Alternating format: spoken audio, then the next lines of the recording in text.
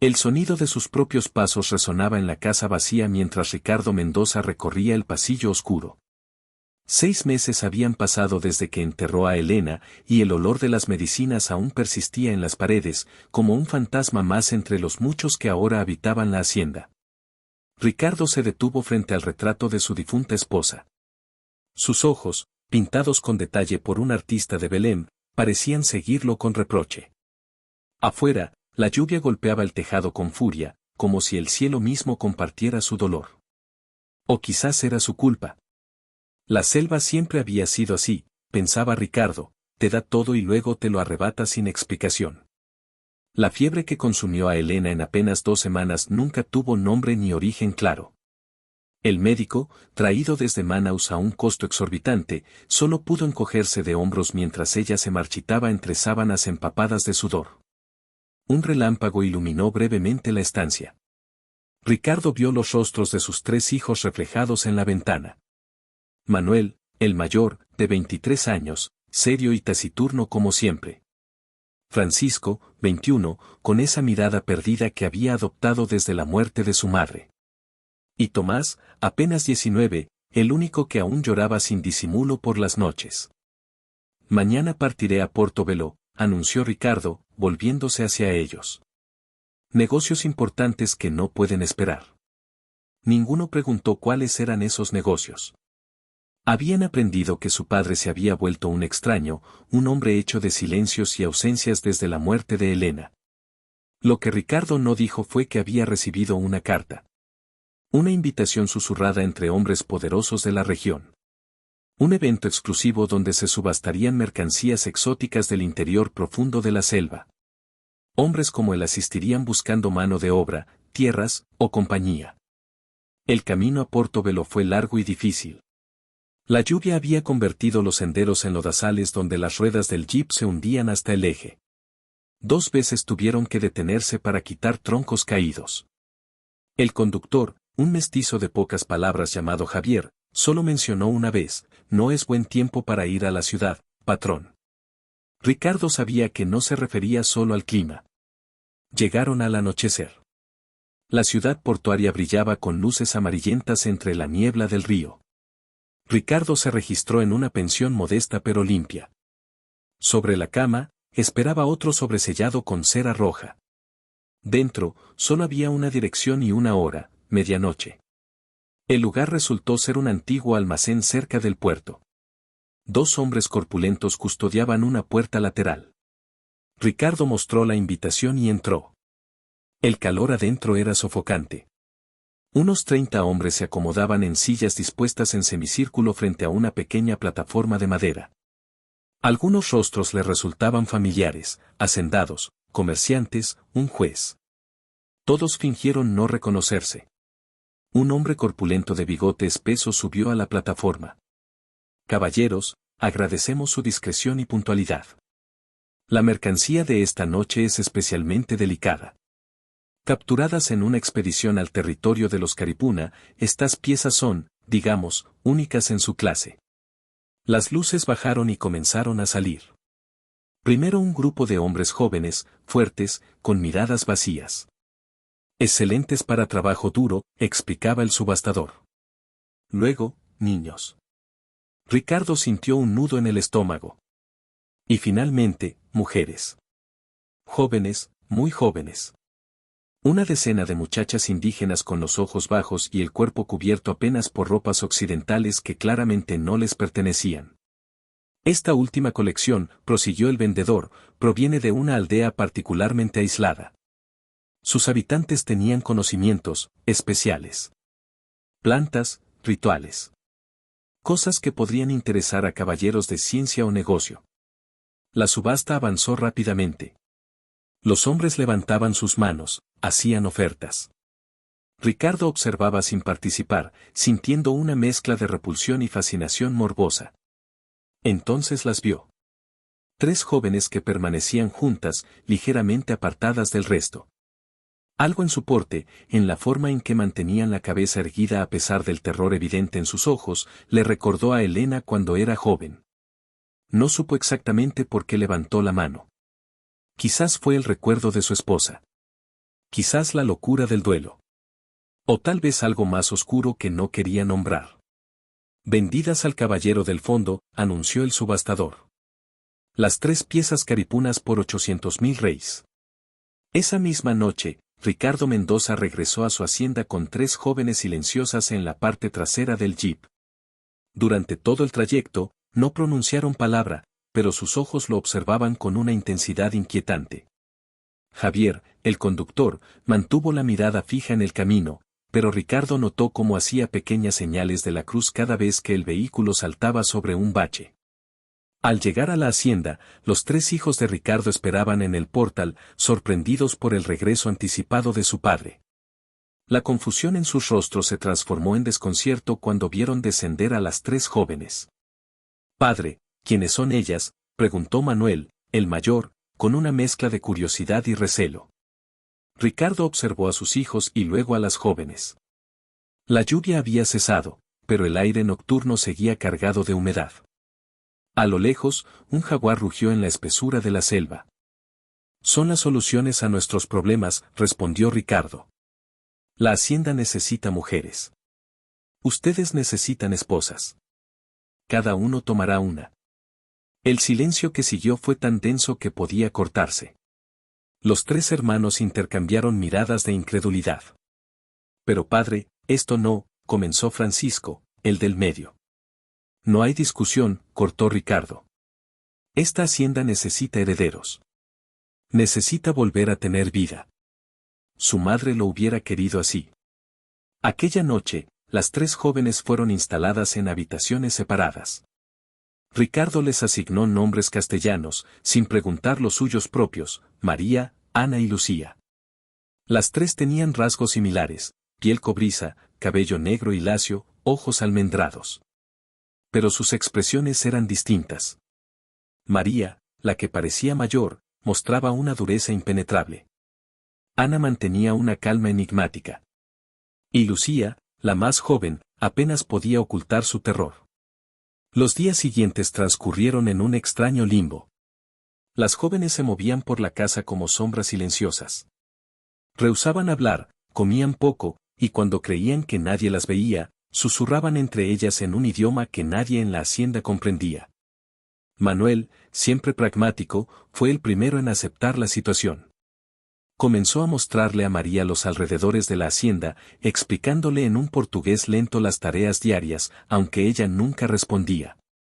Francisco mantenía distancia de Ana, observándola con una mezcla de curiosidad y vergüenza. Tomás, el menor, huía literalmente cada vez que Lucía entraba en una habitación. Fue durante la 3ª semana cuando ocurrió el primer incidente extraño. El ganado, orgullo de la hacienda Mendoza, amaneció inquieto. Varios animales presentaban heridas inexplicables, como si hubieran sido marcados con símbolos desconocidos que aparecieron durante la noche. Ricardo culpó a algún peón supersticioso o a ladrones de ganado, pero los trabajadores, asustados, comenzaron a murmurar sobre maldiciones traídas por las mujeres de la selva. Esa misma noche, mientras todos dormían, Tomás se despertó sobresaltado. Una figura estaba de pie junto a su cama. Era Lucía, inmóvil, observándolo en la penumbra con ojos que parecían brillar con luz propia. «¿Qué haces aquí?», preguntó el joven, aterrado. Para su sorpresa, ella respondió en un portugués entrecortado pero comprensible: «Tu madre. Ella habla». «¿Qué?». «Mi madre está muerta», balbuceó Tomás. «No muerta. Transformada», contestó Lucía, antes de darse la vuelta y desaparecer en el pasillo oscuro. A la mañana siguiente, Tomás relató lo sucedido durante el desayuno. Ricardo desestimó el incidente como una pesadilla, pero Manuel y Francisco intercambiaron miradas preocupadas. Las 3 jóvenes no estaban presentes, últimamente preferían comer solas en la cocina, junto a los sirvientes. Los fenómenos extraños comenzaron a multiplicarse. Las cosechas se pudrieron sin explicación aparente. Objetos cambiaban de lugar durante la noche. Un olor dulzón e inquietante impregnó ciertas habitaciones de la casa, especialmente el antiguo dormitorio de Elena. Los trabajadores, aterrorizados, comenzaron a abandonar la hacienda, a pesar de las amenazas y promesas de Ricardo. Una tarde, mientras Ricardo revisaba los libros de cuentas en su despacho, escuchó un canto suave pero penetrante. Siguió el sonido hasta el estanque detrás de la casa. Allí encontró a las 3 jóvenes, sentadas en círculo, con pequeños objetos dispuestos entre ellas, plumas, piedras, hierbas desconocidas. Cantaban con los ojos cerrados, meciéndose suavemente. Y basta, gritó Ricardo, dispersando con el pie los objetos rituales. No permitiré supersticiones paganas en mi propiedad. Las 3 lo miraron sin miedo. Fue Ana quien habló, con una voz clara y firme que sorprendió al hacendado. No somos lo que crees. Nuestro padre es Karima, el gran chamán. Nos marcó con protección antes de que nos robaran. Cualquiera que intente poseernos enfrentará la ira de los espíritus.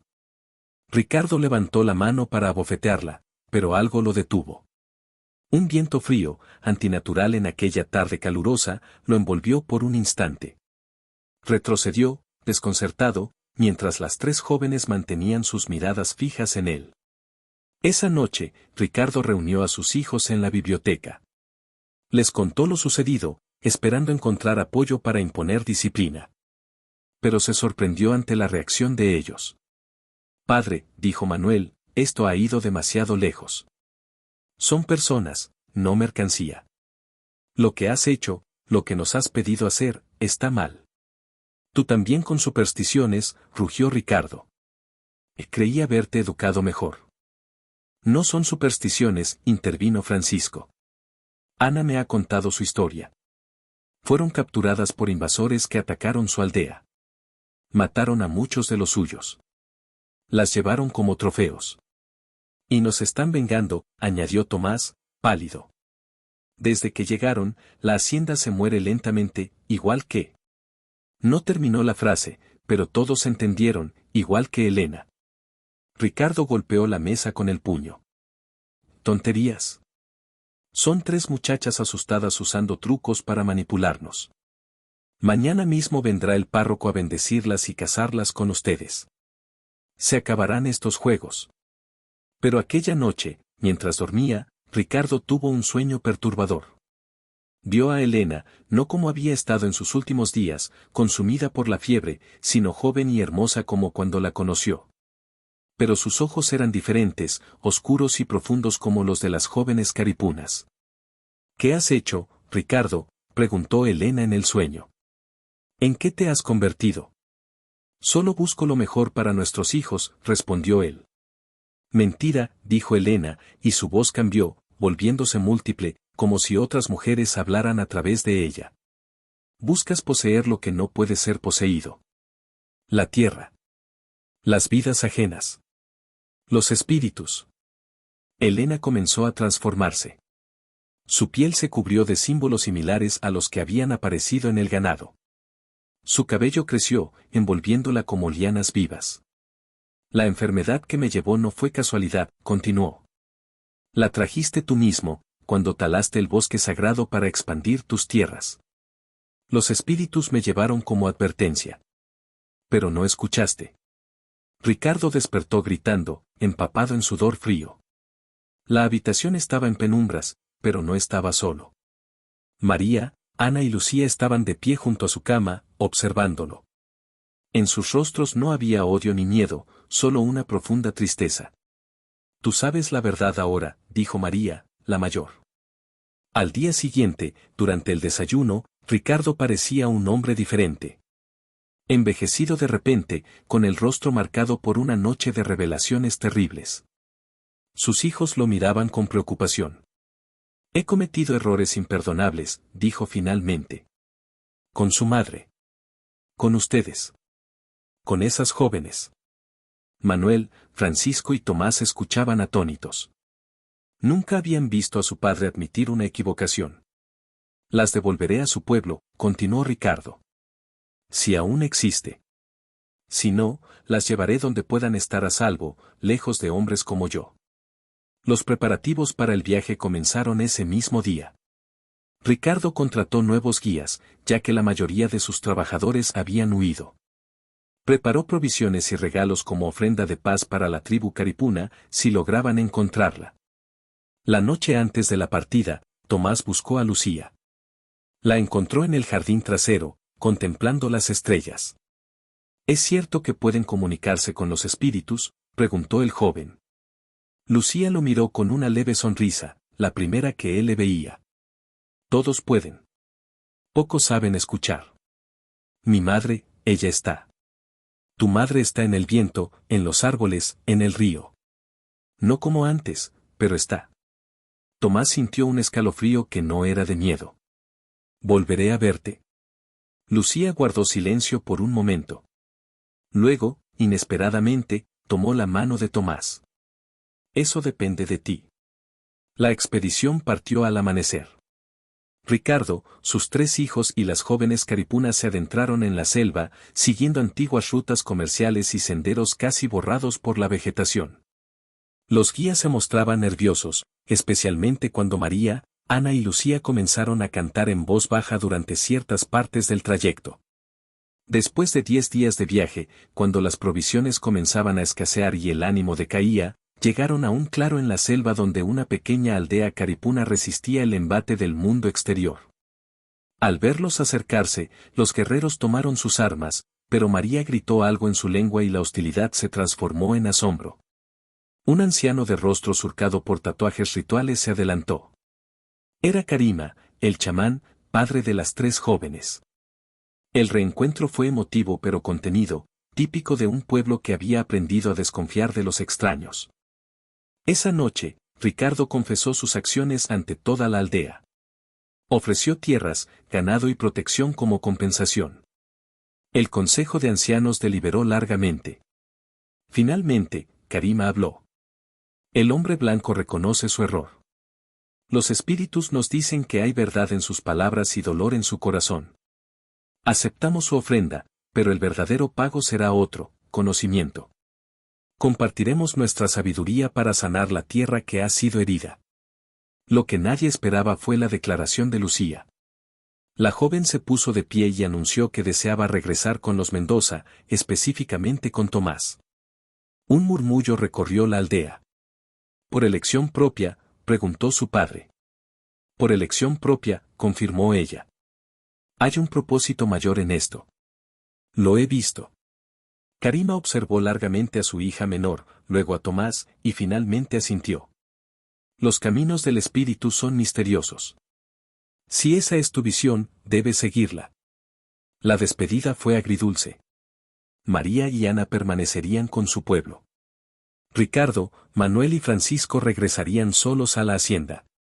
Tomás y Lucía partirían también, pero su destino sería diferente. No podemos volver a la hacienda como está ahora, explicó Tomás a su padre. Está marcada por el dolor y la injusticia. Lucía y yo empezaremos de nuevo, en un lugar limpio. Ricardo quiso protestar, pero entendió. Abrazó a su hijo menor con fuerza, susurrándole al oído, tu madre estaría orgullosa. 5 años después, la región amazónica había cambiado. La antigua Hacienda Mendoza era ahora un centro de intercambio cultural y medicinal, donde conocimientos indígenas y técnicas occidentales se combinaban para sanar personas y tierras. Ricardo, envejecido pero sereno, trabajaba como mediador en conflictos territoriales, utilizando su antigua influencia para proteger comunidades vulnerables. Manuel y Francisco habían encontrado sus propios caminos. El primero como administrador de la hacienda transformada, el segundo como explorador y documentalista de culturas amenazadas, siempre acompañado por Ana, quien había decidido reunirse con él un año después de la separación. Pero la historia más comentada en la región era la de Tomás y Lucía. Habían establecido una pequeña comunidad en la frontera entre 2 mundos, donde comerciantes, colonos e indígenas convergían en paz. Lucía, conocida ahora como la que rompió la maldición, se había convertido en una figura respetada por su conocimiento de plantas medicinales y su capacidad para resolver conflictos aparentemente imposibles. En las noches, cuando los ancianos contaban historias alrededor del fuego, hablaban de cómo una joven caripuna había transformado el corazón de una familia poderosa, y con ello, el destino de toda una región. Algunos decían que podía hablar con los espíritus del bosque.